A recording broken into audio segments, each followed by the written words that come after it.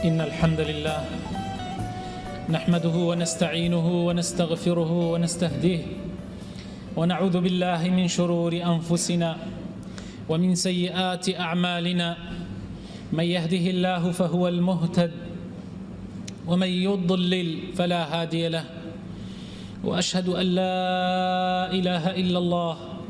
وحده لا شريك له، وأشهد أن محمدًا عبده ورسوله.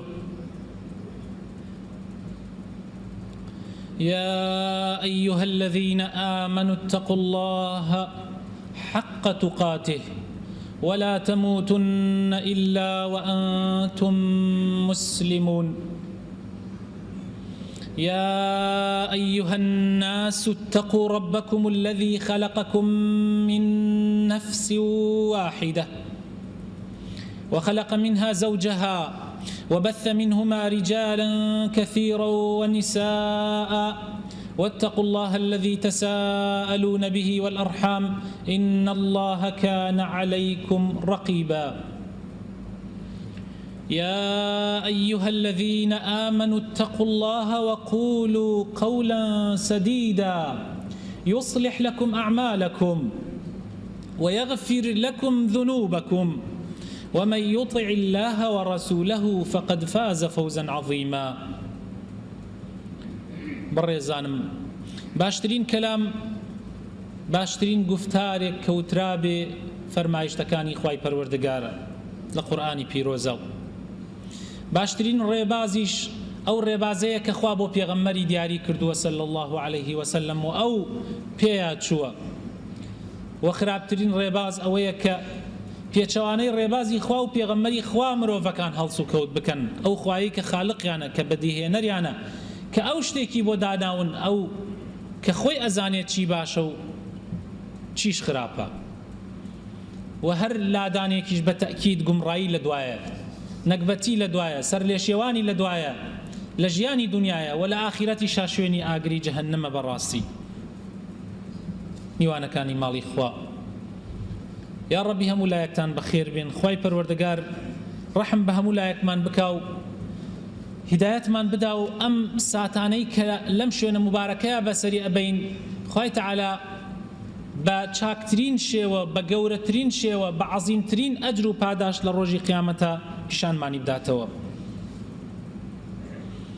بەڕێزانم، چەند وتارێکە ئێمە لە باسی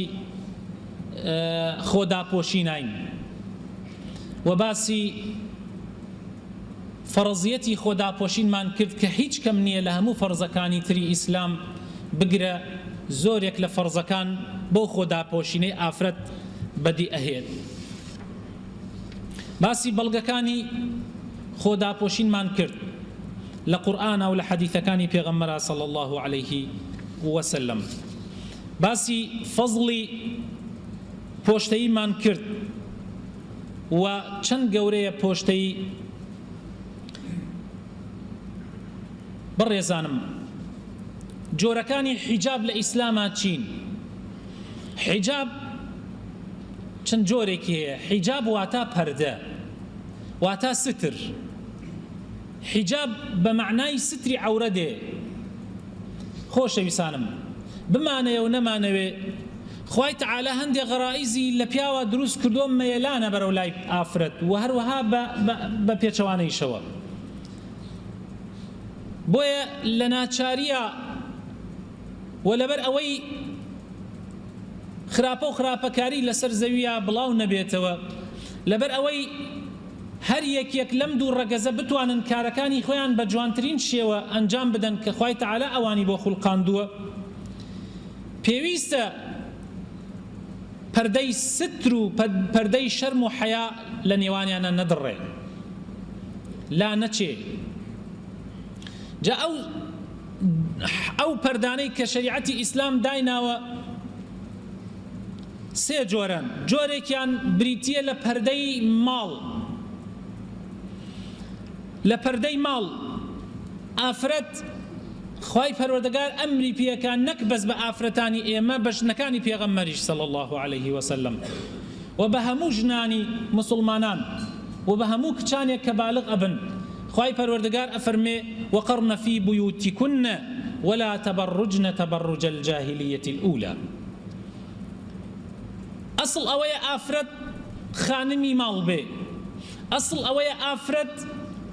پەروەردەکەری مناڵ بێ، ئەسڵ ئەوەیە ئافرەت ئیشی پەروەردەکردنی سەرکردەکان و پیاوە بەرزەکان و پیاوە عەزیمەکانی لەسەر ئەستۆ بێ. ئەسڵ وایە خوای تەعالا خیلقەتی ئافرەتی بۆ ئەوە دروست کردووە، بۆیە مەمکی داوە پێی شیر بدا، بۆیە سۆز و عەتفی پێداوە تاوەکو پەروەردە بکە، بۆیە جەستەیەکی ناسک و نەرمونۆڵی پێداوە تا بتوانێت کاروبارەکانی ناوماڵ بەجێبێنێ. بە سەد پیاوە ناتوانن هەندێک کاروبار هەیە کە ئافرەت پێ هەڵئەسێ پیاوان پێ هەڵسن، کە تەنها ئافرەتێک پێ هەڵئەسێ. بۆیە ئەسڵ ئەوەیە ئافرەت لە ماڵا بێ ئیلا لەبەر پێویستی نەبێ، و پێویستیەکیش کەوا ستر و حەیا و شەرمی ئافرەت هەتک نەکا.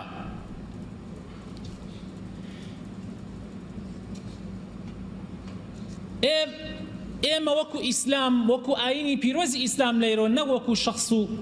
کەسایەتی، ئاینەکەمان و شەریعەتەکەمان داوای لێ کردوین کەوا ئافرەتان خاوەنی ماڵی خۆیان بن، خاوەنی ناوماڵ و خانەوادەی خۆیان بن. بەڵام لەگەڵ ئەوەیشا شەریعەتی پیرۆزی ئیسلام نەیفەرمووە زەروراتەکانیش ئافرەت هەر لە ماڵ دەرنەچێ. کاروبارێکی زەروری ئافرەت، هەندێک کاروباری ژیانی ئافرەت هەیە دروستە ئافرەت دەرچێ لە ماڵ بۆی. بۆ نمونە هەندێک وەزائیف هەیە لە کاروباری دەوڵەتە بەبێ ئافرەت ئەنجام نادرێت. بۆ نمونە خەستەخانەکان ئەوانەی تایبەتن بە تایبەتی بۆ مناڵ و بۆ ئافرەت، ئەوە پێویستە تەنها ئافرەتی تیابێ، پێویستە ئافرەتان بەڕێوە ببن، نەوەک تۆ خێزانەکەت ئەکەوێتە کاتی مناڵبوونیان هەندێ نەخۆشی هەیە ئەیبەیتە خەستەخانەی سلێمانی سەیرەکەی دەگەنجی هێشتا هان لە کولیەی طب و مەرحەلەی 4 و مەرحەلەی 5 ئەرمێنە من ئەم ژنەیە و هەموو گیانی ئەخەنە دەر و بەرەبن لەو ئافرەتە. و ئەگەر ئافرەتێکیش ستر و حەیای بانی ستر و حەیای خۆی بدا، پێژن هەی عەشایر هەی دنیا نەدیدە قسەی پێ بکەن. لە ڕاستیە ئەمە شتێکی زۆر نابەجێیە، زۆر ناشەرعیە و نادروستە. بۆ ئافرەت لەم لاوە ئیشێلێک بدرێتە ملیا کە هی پیاوە هی ئافرەت نییە، بۆ لەو لاوە ئیشانی ئافرەت بدرێ بەدەستی پیاوانەوە. بۆ ئەمە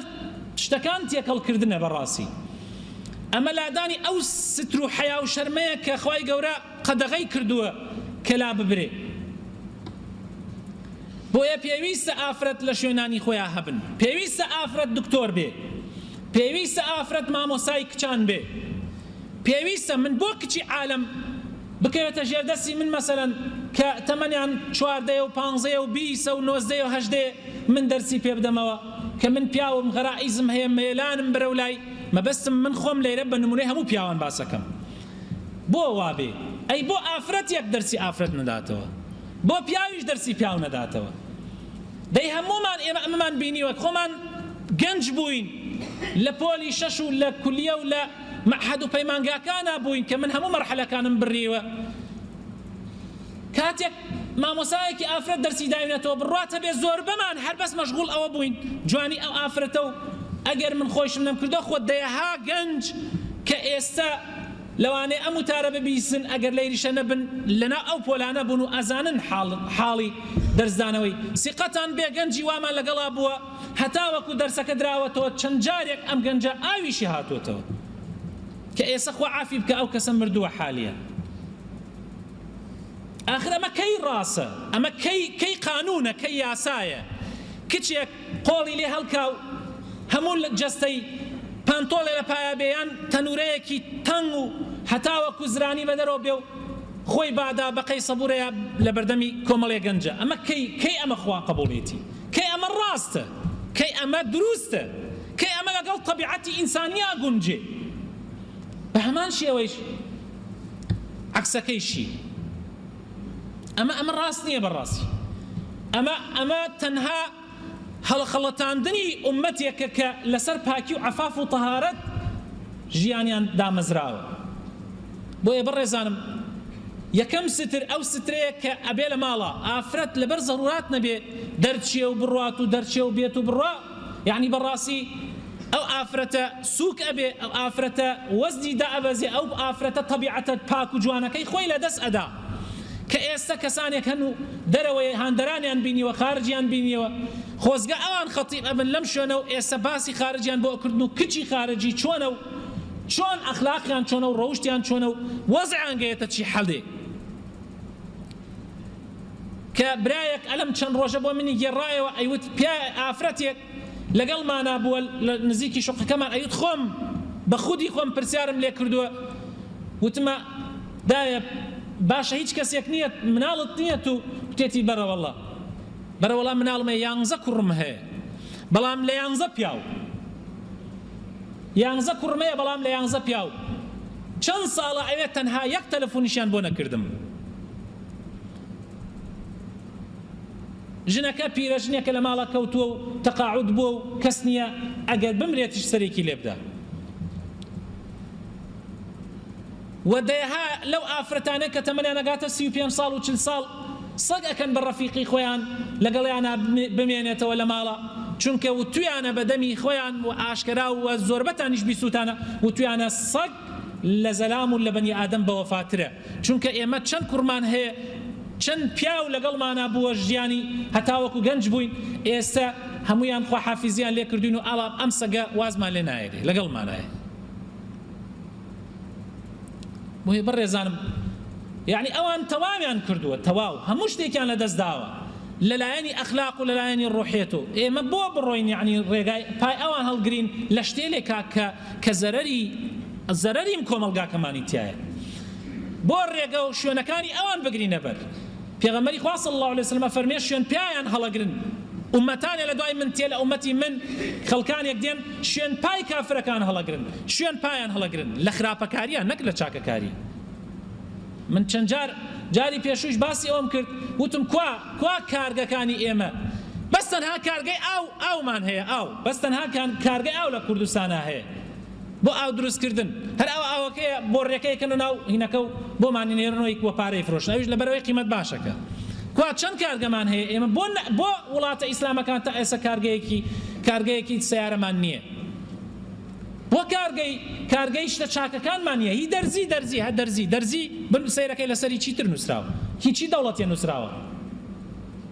ئێمە بۆ لە چاکەکانە لە تەکنەلۆجیایە لە پێشکەوتن لەلایەنی مادیەوە شوێنە ناکەوین بۆ ئەڕۆین وازمان لە هەموو لایەنە مادیەکان هەوردووە ئەڕۆین جلوبەرگەکانی ئەوان ئەهێنین ئەو عەرەقەی کە بە بەلاش دێتە وڵاتی ئێمە و گومرک ناکرێ لەلای ئەوان زۆر بەنرخە و زۆر گرانە خۆیان بە گران ئەیفرۆشن بەڵام ئێمە بە بێ گومرک ئەینێرن بە وڵاتی ئێمە بە بەلاش ئەینێرن چونکە ئیشیان هەیە ئەبێ ئێمە بەنج بکرین ئەبێ ئێمە ئومەتێکین لەناو ببرین بە هەر شێوازێ بێت ئەوان ئەتوانن بەو شێوە ئێمە لەناو ببن بێخۆ ئێمەش ناوێت ئەوان چیان کرد لە تەلەڤیزۆن چی ئەزیایەکی پێپشان دەبیانی لە سلێمانیا جێبەجێ بکرێ لە شارەکانی کوردستانیشە چاو لە سلێمانی بکرێ چی جۆر قژێک بین کەسەیەکەی بەیانی گەنجەکان ئێمە ئەو جۆرە قژە پەیە ئەبێ لەناو گەنجی ئێمە بابا ئێمە بۆ دروست کراوین سعات و 2 سعات لەلای حەلاق و لەبەر ئاوێنە بێسینە خەری قژمان بین آخر کەی ئەمە ئەساسە کەی ئەمە پێشکەوتنە کەی ئەمە حەزارەتە کەی ئەمە شارستانیەتە ئەمە شارستانیەتە یعنی شارستانیەت ئەوەیە کەوا پانتۆڵێکی دەرقاب ئەوەنەی سینیە دەرقاپەکەی ئەوەنەی سینیە کە یان قژەکەت وەک کەڵەشێر پیاکەی ڕۆژێک کەڵەشێر ڕۆژێ پڵنگ ڕۆژێ شێر ڕۆژی شتێک هەر ڕۆژی بەزمێ ئەوە پێشکەوتن و حەزارەتەکە هاتووە بۆ وڵاتی ئێمە یان لەشی نەرم و نۆڵی کچەکانمان بخەینە دەر بۆ کەسانی بێگانە ئەوە حەزارەت و پێشکەوتنە بۆیە بەڕێزانم ستری ئافرەت لە ماڵایە ئیلا لە حاڵەتە پێویستیەکانە نەبێ بۆ لە دائیرەیەکە مۆزەفەیە ئەویش نەک لە وەزیفەیەکە بەڕاستی کە پیاوێک و ژنێک هان لە غورفەیەکە و دەرگادا ئاخرێ بە کەیفی خۆیان نەک ئەوە وەزیفەیە بەڕاستی ئەوە وەزیفەی ئافرەت نییە حەقیقەت تۆ 7 سعات خوشکی وایە من 7 سعات لە سعاتیش تۆ هەتا سعاتی 3 هەم لەگەڵ پیاوێکە لە ژوورێکە بەڵام لەگەڵ مێردەکەی خۆما 2 سعاتێک و دوای واخەوین کامیان مێردی ئەون آخر ئەم پرسیار ئەبە بیکەین لە خۆمان کامیان زیاتر ئاشنا ئەبن لەگەڵ ئەوە پیاوێک ئەو پەڕی بۆن و کەلپەلی جوان و ئەمانەی لە خۆی دا و یا پیاوەکەی خۆی لە ماڵەوە بێجامەیە یا تراکسۆدێکی چڵکە نەکاتە بەر لەگەڵیا يعني فرقی آخر ده هەروەها مقابل ئەویش ئافرەتێک کە ئەو پەڕی خۆی ڕازانەوە بۆ پیاوێکی بێگانە و لەگەڵایەتی یان وەکو پیاوەکەی خۆی کە لە ماڵا بە کەلپەلی پیازایی و بە دژداشەیەکی پیسەوە کە بۆنی پیاز و گۆشت و هەموو شتێکی لێتێ کامیان زیاتر لەزەت لە یەکتریە بینن ئەخر ئەمە کەی ڕاستە ئەمە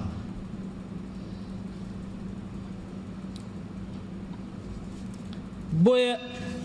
حیجاب یەکەمی ئافرەت ئەوەیە کە لە ماڵا بێ إلا لحالتێکی پێویستە و لە شوێنی پێویستیشە لە ڕاستی ئافرەت زۆر لەوە ناسکتر و جوانتر و پاکترە زۆر لەوە تاهیرەترە زۆر لەوە زەکیەترە زۆر لەوە نازدارترە بەڕاستی ئێمە بخێنە بەردەم هەموو گورگێک بخێنە بەردەم هەموو دڕندەیەک بە کەیفی خۆیان دڕندەکان لەزەتی لێ ببینن خی گەورە لە قورئانە فەرمێ ولا تخضعن بالقول فيطمع الذي في قلبه مرض ئەو کەسانەی کە دڵنەخۆشن تەماحتان تێکەن توخوا دڵنەخۆشی ئەم زەمانە چەندێکە بۆیە بەڕێزانم ئەوە نەوعی یەکەم لە حیجاب نەوعی دووهەم ئەو حیجابەیەکەوە ئافرەت دا ئەپۆشێ یعنی مەبەست پێی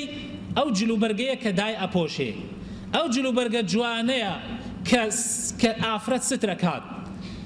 ئەوە جوان نییە کە گیانی دەرئەخات کەی چوکلێت بەڕووتی جوانە لە بازاڕ هەبێ لەبان عەرەبە دانرێ کێ ئەیکڕێ کاتێ مێش هەموو مێشێکی پیس ئەنشێتە بانیەوە کێ تەبیعەتیە چێتە سەری دەی ئافرەت زۆر لە چوکلێت شرینترە دەی ئافرەت زۆر لەوانە بۆن خۆشترە زۆر لەوە جوانترە زۆر لەوە ناسکترەکەوە ئەو گۆشتە لە بازاڕە قیمەتی بەنرخە زۆر بەنرخە کاتی ئەخرێتە شوێنێکی تایبەتی نایە لێ شتی پیس بنشێتە بانیەوە ئەو دوکاندارەش دەکانی بە قیمەتە کە جامخانە و شتی جوانی بۆ کردو و باش ڕازاندوێتیەوەی دەی جوانی ئافرەت ئەبێ بۆ ڕێگای خۆی بێ بۆ شوێنی خۆی بێ نەکەم و کەسێ چاوی خۆی لێ تێرکە هەموو نەفسێکی نزم هەموو مێشێک ئاخر ئینسان هەیە تەبیعەت مێشیە ئینسانە عینە وەک مێشوایە ئەو چاوەی بەرەڵا کردیە و بەردەوام ئەگەڕێت چی ئافرەتێک هەڵە بژێرێت ئیتر ئەنشێتە بانیەوە دەی ئەو ئینسانە تەبیعەت مێشانە لەزەت لە ئافرەت وەربگرن و لە جوانی کچەکانمان وەربگرن یا تەنها ئەو کەسەی کە بۆی حەڵاڵە بۆیە پۆشتەیی هەنگاوی دووهەم یان نەوعی دووەم لە حیجاب ئەوەیە کە ئافرەت لە دەرەوەی ماڵ خۆی پێ ئەڕازێنێتەوە خۆی پێ شیرین ئەکاتەوە کە بریتیە لەوەی کەوا دای ئەپۆشێت مەفاتنی دەرناخات و باسیشی ئەەکەین لە وتارەکەی داهاتووە کە دێ باسی ئەوەکەین چی جۆرە کەلپەلێک یعنی پێویستە ئافرەت بیکاتە بەر وە شەریعەتی ئیسلام چی هەشت مەرجی داناوە یان حەوت مەرجی داناوە لە هەندێک زانایان ئەفەرمن هەندێک ئەڵێن حەوت هەندێک ئەڵێن هەشت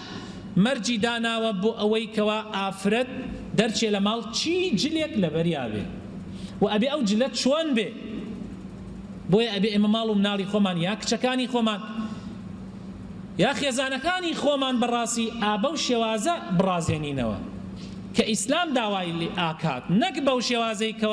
کەوا کوفر و بێباوەڕی داوای ئەکات ئافرەتێک لەو ئافرەتانەی کە عاریضەی ئەزیای فەڕەنسی بووە ئەوانەی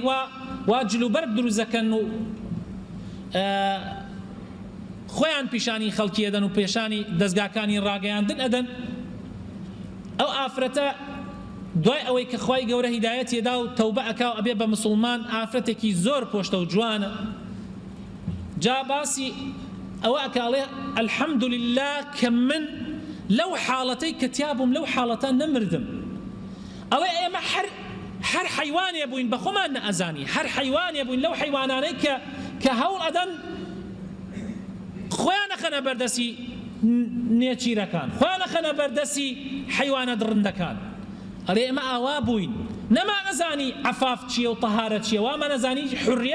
حورریەت و ئازادی ئافرەت لەوەیە کە ئافرەت خۆی ڕوودکاتەوە و خۆی بخاتە بەرچاوی خەڵکی و پیاوان نەمان ئەزانی بەس دوای ئەوەی کە تێگەیشتم دوای ئەوەی کە زانیم حەیا چییە و شەرم چییە و ستر چییە و خۆداپۆشین چییە ئێستا بۆم دەرکەوتووە کە حورریەت و ئازادی لەوەیە کە ئافرەت خۆداپۆشێ چونکە ئافرەت قەت ئەو حڕێتەی خۆی وەرناگرێت کاتێ لاشەی جەستەی بەدەرەوەیە، کاتێک قەت ئەو ئەمانەی نییە، قەت ئەو ئەمن و ئەمانەی نییە. ئافرەتێک بە تاق و تەنیا ئێستا کەلپەلێکی ڕوود بەرەڵایی بکاتە بەر و بە تاق و تەنیا بڕوا سوار سیارەیە بێت و بڕوا بۆ شوێنێکی تریان بڕۆن بۆ دائیرەیان بڕوا بۆ هەر شوێنێک، ئەو ئافرەتە کەی ئەو ئەمن و ئەمانەی هەیە، کە ئەو حڕیەتەی هەیە کە ئافرەتێک خۆی داپۆشیە و عەورەتی خۆی داپۆشیە و بە جوانترین شێوە بە حەیا و بە شەرمەوە ڕێئەکا و ئەڕوا سوار. یعنی بە تەئکید فەرقیان زۆر زۆرە و هەمووتانیش ئەمە ئەزانن، هەمووتانیش ئەیزانن ئەو حڕیەتە لەکوێ، ئەو حڕیەتەی تر لەکوێ. حیجابی سێم یان نەوعی سێم لە جۆرەکانی حیجاب بەڕێزان ئەوەیە ئافرەت لە ناو ماڵ و مەحاریمەکانی خۆیان ئەیپۆشێ. ئافرەت کە هاتەوە ناو ماڵی خۆی لە بەردەم مێردیا، لە بەردەم مێردە ئافرەت حڕە، ئەگەر تەنها مێردی بێ حڕە ئافرەت، ئەو کاتە لاشەی هەمووی حڕە لە بەردەم مێردەکەیان چۆن بێ. بەڵام غەیری مێرد لە بەردەم مناڵی خۆیان کوڕی بالغ بوێت، تەمیزی پیا کردبێ لە بەردەم باوکە، لە بەردەم برایە، لە بەردەم کەسانێکە کە دروست نییە بیان شوی پێ یعنی بیخوازن، لە بەردەم ئەو کەسانەیە چەندێکی ئەبێ ڕوودکە ئافرەت. ئافرەت بۆی دروستە سەری قژی بەدەرەوە بێ و حتا ئەو شوێنەیشی کە ملوانکەکەی پێ ئەگات دروستە، یعنی ملی، بەڵام سێنی دروست نییە بەدەرەوە بێ، یعنی ناو سێنی دروست نییە بەدەرەوە بێ لە بەرامبەر برای خۆیشیە، لە بەرامبەر باوکیشیە. ئەمجا دەستیشی هەتا وەکو قوڕناسکی لەوە زیاتر بەدەرەوە دروست نییە و پێیشی هەتا وەکو سەرەوەی قاپەڕەقەی لەوە زیاتر دروست نییە، دروست نییە حتا لە بەردەم برایشیە لەوە زیاتر بەدەرەوە بێ. بۆیە ئەبێت ئێمە ئەم مەوزوعانە بزانین و زۆربەی کارەساتەکانی ئێمەش لەمانەوە ڕوئەدا بەڕاستی. تەسەور ئەکەن ئیسای لەوانەیە کە بێژە باشە مامۆستا بۆ نەشتەکان قوولەکاتەوە. یعنی من هەندێک شتان بۆ باز بکەم سەرتان سپی ئەبێ. ئێمەوە بۆنەی ئەم ئەکارەمانەوە ئەم کارە قورسە کە جاری وایە ئەڵێم خۆزگا کە قەت بەسەر ئەستۆی منەوە نەبوایە، چونکە ئەوەندە باسی خەتەر ئەبیسی. تەسەور بکەن يعني إنسان شرمك عند مسائل باسكا، يعني باوكي نفس نزمي واهي تماحي كشي خوي أكاد وبوما نجراوتوا وبرا هي تماحي خشكي خوي أكاد وبوما نجراوتوا. أما طبيعتي حندي بشري نفس نزم هي شريعتي إسلام بير لو ناكاتو كاتو نفس برزو الحمد لله تقد بير لو اشتانا ناكيتو توي إيمان دار توي خاون أخلاق توي كلنا عائليكي باكا پرورده كرابي. شريعتي إسلام حسابي همو خلقي كاب عام، همو خلقي شريعت بو همو دنيا هاتوا، بس تنها بو تويكي باكي إيمان دار نهاتوا. تو حتى لآفرتي لا محرمش شاي خوت أباريزي يتتشجع لخشكو دايكي خوت تو خود شاي خود لها مو كسك بلام أم شريعة عامة وأم حالتانش كبوتاني باسكم تنها حالتي نية ودونية وسينية. أما خلق زورك أو برسياران اللي إيما أكاد زورك أو خلق روكات إيما ونازان يتشيبكا بدسي كسوكارا نزيكا كاني خوي وجيري كردوه چونك حياة وشرم نما برابر ريزا كانم خوشكو برايك دا أنشن سيري فيلميك كان هموشتك خرابي تيايا للتلفزيوني مالكيانا إتو شو أنشتي خراب رونادا تصور كان عائلي واهية جنو بيا أرن بو مالي جنو بيا يتربو سيري فرمي خراب تصور أكان شتي واهية لناوكم القاي إيميشا لشوينكي دورنا يجم منالكان أن بيتاقة أزانن باوكو داي كان بو إيشا أتشن يعني برا كان تصور ما قبل أو جور حالتان لاو إيمانية إيما بس شرم أكين باسي كين شرم أكين باسي هندي مسائل بكين براسي كزور تشني كردوه وتشنيش أكا أجر إيما مجال بدين أجر إيما أخلاقي واش لدز بدين شتي خطر ودا بلام أبي واش هول بدين رجاي لي بقرين ليش تخرافة كان خو من نالم أو أنا حالاتي أكيد شازن لمجتمعي بيغمري شاه صلى الله عليه وسلم حالاتي اللي لو جور احتمال هي الروي دابت بلام خو أبيت إيما هول بدين نبيت حالتك عام ببيت حالتك حتابيك تنبكريته وحالته شازكان من نالم أتوانين سبي كفري بيت مجتمعي خراپەتیایە ڕوونەدا خراپە هەر ئەبێ نەفسی خراپیش هەر هەیە شەیطانیش نەخەوتووە بەڵام خۆ ئەبێ بە قەدەر توانە هەوڵ بدەین ئەو مجتەمەعە بێنینە یەک تا شتە خراپەکان ببنە شتێکی شاز نەک ببنە شتێکی عام. بەڕێزانم پێش ماوەی 2 ساڵ بە لە ئیسا پانتۆڵ لە پا کچ پانتۆڵ لە پا بکە شتێکی زۆر زۆر شاز بوو لە کفریە وابوو یانا یعنی بە نمونەتان بینی بە تاقوتەراتان بینی دە ئێستا کچی زۆربەتان ئاوایە بەڕێزانم دە ئەبێ ئاگامان لە خۆمان بێ و خراپتریش بەڕێوەیە ئەبێ ئاگامان لە خۆمان بێ ئەو مناڵەت تۆ کە لە مناڵیەوە مەجالیتدا کە گەیە 8 ساڵان و تتقەینا مناڵە گەیە 9 لەبەردەم تۆ هەر مناڵە کچەکەت بگاتە 14 شەر مناڵە لەبەردەم تۆیە دەی مناڵە دوای چاری ناکەی دوای ناتوانی ئەو ڕاهاتووە لەسەر ئەوە ڕاهاتووە لەسەر ئەو خووە تو چۆن نەتوانی دوای پێی بێژی کاتێ پێی ئەڵێ ئەو لە قوتابخانە باسی مافی مرۆڤی بۆ ئەکەن و باسی هەندێک شتی بۆ ئەکەن بەڕاستی کە ئەمڕۆ بە پاک و پیس و هاوڕێات یەکەڵ بە منهەجی پەروەردەی ئێمە کراوە بە پاک و پیسەوە ئەوەی کە لە سویدا ئەخوێنرێت ئێستا هەوڵە درێ لە پەروەردەی وڵاتانی ئیسلامیشە بخوێنرێت بە پاک و پیسەوە بێ ئەوەی پاک و پیس بکرێت بێ ئەوەی چی لەگەڵ کۆمەلگای ئێمە ئەگونجێ یا ناگونجێ ئەمە زۆر خەتەرە ئەبێ ئێمە خۆمان حەریص بین لەسەر عایلە و مناڵی خۆمان وەکو ئەو کە ڕۆژێ دێت وەکو ئەومان پێدێ ئەو برایە کە خاوەنی خێزان و کچ و کوڕێکی بوو چوو بۆ ئەوروپا زۆر نەسیحەتمان کرد من خۆم زۆر نەسیحەتم کرد بەڵام هەرچوو وتم بابە مناڵ بردننی بۆ ئەوروپا تۆ خۆت کە لەوەی 5-6 ساڵەی سە تێگەیشتووی وتی آخر لەوێ ما عایلەی مسلمانی شەیە و ئێمە تێکڵاوی عایلە مسلمانەکان ئەبین و ناڕۆین دەی ئەم کابرایە مناڵەکانی برد دوای ساڵە دوای ئەوەمان زانی هاتەوە بەبێ مناڵ نەژن ناردوو مناڵەکەیشی چۆن لە دەستیدا ئەڵێت ماوەیەک لەوێ ماوە دەی تێکەڵ بە عایلەی ئەوان بوو ئەیوت هەروە ئەم ئەزانی ئەدەڕێ قاپی کچ دێ وەڵا فڵان ها لە ماڵ ئاوتی ڕێگە هاتە ژوورە ڕۆی بۆ ژووری کوڕ ئەهات فڵان یعنی کچەکەدا لە ماڵ فڵان کەسان بەڵێ وت لێ داوە بێپرس ڕێک بۆ ژووری کچ سعات و دوان و دەمەتەقێ لەگەڵیانە کچ و کوڕێک لە ژوورێکا و کچ و کوڕێ مراهق یعنی 13 ساڵ و 14 ساڵ وەڵا ئەمە چیەکەن وەڵا باوە ئەخوێنین یا نازانم چی ئەم جۆرەشتانە دەیوتی 2-3 جار منعم کردن لەوەی شتیوان ڕووبدا کوڕ ئەهات قاومەدا و کچ ئەهات قاومەدا و دەیوتی هەستم کرد لە ماڵەوە بێزاری دەڕەبڕن مناڵەکان وتی بەڵام من خۆم هەوڵمەدا ئەمە نەیەڵم ڕووبدا ڕۆژێکیان لە بازاڕم ڕۆیم شت بکڕم بۆ مناڵەکان کاتی هاتمەعانێک مزانی پۆلیس دەم دەرگای حەوشی گردەوتی منیش زۆر ترساوتم شتێ ڕووی نەدابێ ئەوتی هاتم بڕۆمە ماڵەوەتی پرسیاری لەکردم تۆ کێی وتم فڵانکەوتی ڕێک کە لە بچیان کردە دەست ڕێک کە لە بچە کراوە دەسم دوای کە لە بچەیش کچ بەلایەکا بۆ شوێنێ براو کوڕ بەلایەکا بۆ شوێنێ براو ژنەکەش بۆ شوێنێ براو تەواو خۆشم حکم بەسەر مادرا مەجبور ڕام کردەوە ئیسەیش نازانم کچ مالەکوێ کوڕ مالەکوێ ژنیش مالەکوێ ئەوەیە ئەیانەوێت لە وڵاتی ئێمە جێبەجێ بکرێ ئەو قانونەیە ئەو مافی مرۆڤەیە کە خۆیانی گەنان ژیانیانی تێکدا من ناڵم هەموو ئەو مافانە هەندێ مافیاتیا بەڵکو زۆربەیشی لەگەڵ شەریعەتی ئیسلامە دقە بەڵام عایلەی نەیەشت لە وڵاتان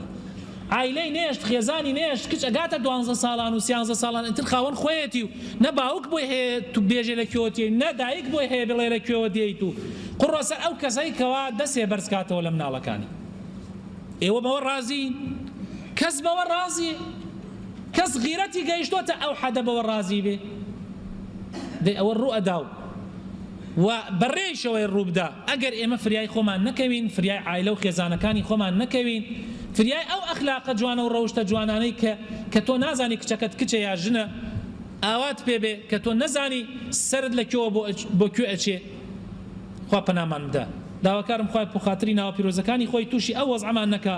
یا ڕەبی خوایە بۆ خاتر ناوە پیرۆزەکانی خۆت هیدایەتمان بدە یا ڕەبی ئەخلاق و ڕەوشتمان بپارێزە یا ڕەبی ببین هەر خاوەنی شەرەف و ناموس و ستر و حیا بین یا ڕەب العالەمین یا ڕەبی ماڵ و مناڵمان هیدایەت بدە یا ڕەبی خێزان و کچەکانمان هیدایەت بدە یا ڕەبی دووریان خەرەوە لە گوناح و لە تاوان یا ڕەب العالەمین یا ڕەبی خوایە بۆ خاتر ناوە پیرۆزەکانی خۆت بۆ خاتر ئیسمی عەظەمی خۆت یا ڕەب العالەمین ئەم دەمچاوانە و ئەوەیشی کە گوێی لە موتارێ و هەموو موسڵمانان لە ئاگری جەهەنەم بپارێزە یا ڕەبی خوایە ئیسلاحی حاڵمان بکە، یا ڕەبی شیفای نەخۆشەکانمان بدە، ئەو نەخۆشانەی کە داوای دوعای خێریان لێ کردوین یا ڕەبی شیفای بدەی، یا ڕەبی هەروەها ئەو احتیاجانەی کە احتیاجیان هەیە و پێویستەیەکیان بۆ داوایان لێ کردوین دوعای خێریان بۆ بکەین، یا ڕەبی خوایە ئەوەی حەزی لێکن بۆیان ببێ کە خێری دنیا و قیامەتشی بۆیان تێبخە یا ڕەب العالەمین. یا ڕەبی ڕەحم بە مردوەکانمان بکەی، یا ڕەبی ڕەحم بە مردوەکانمان بکە، ڕەحم بە باوک و کەس و کارمان بکە، یا ڕەبی ڕەحم بە دایک و خوشکان و کەس و کارمان بکە، یا ڕەبی ئەوانەی کە مردوون خوایە مردوەکانمان ڕەحمیان پێ بکە، یا ڕەب العالەمین. یا ڕەبی خوایە کوردستانمان ئاوادان کەرەوە بە خێر و بەرەکەت، یا ڕەبی خوایە ئاوادانی کەیتەوە بە خێر و بەرەکەت، خۆشی و هەرزانی لە وڵاتمانە بەرقەرار بکە، ئەخلاق و ڕەوشت لەناو وڵاتمانە پەرە پێ بدە، تەرەقی بە دینی ئیسلام بدە، یا ڕەبی کاربەدەستانمان ساڵح و دادپەروەر بکە، دووریان خەرۆ لە هەموو گوناح و تاوانێ، یا ڕەبی خوایە یارمەتیان بدە بۆ ئەوەی بتوانن ئەوەی چاکە بۆ ملەتمان جێبەجێ بکەن، ئەوەی خراپە لێمان بە دووری بگرن، یا ڕەبی ببن بە باوکێکی ساڵح بۆ نەوەکەیان یا ڕەب العالەمین. یا ڕەبی خوایە گیان بۆ خاتر ناوە پیرۆزەکانی خۆت هەر ئاژاوە چیەک و هەر دەستی ئاژاوەیەک کە نیەتی خراپە بەرامبەر بە ملەتی ئێمە بەرامبەر بە وڵاتی ئێمە، یا ڕەبی بە دەردی خۆی و مەشغوڵی کەی، یا ڕەبی ئێمەی لەبیر بۆیتەوە یا ڕەب العالەمین. خوایە گیان بۆ خاتر ناوە پیرۆزەکانی خۆت ڕەحم بە خوێندکارانمان بکە، یا ڕەبی سەرکەوتویان بکە لە هەموو مەرحەلەکان و قۆناغەکانی خوێندنە یا ڕەب العالەمین. یا ڕەبی خوایە بۆ خاتر ناوە پیرۆزەکانی خۆت بۆ خاتر ئیسمی عەظەمی خۆت ئەم دانیشتنانی ئێمەش خوایە لە ڕۆژی قیامەتە پێمانی پیشان بدەرە و بیخەرە سەر میزانی حەسەناتمان بە شێوەیەک کە چەند قات و هەزار قاتت کردبێتەوە یا ڕەب العالەمین بۆمان. ئامین ئامین.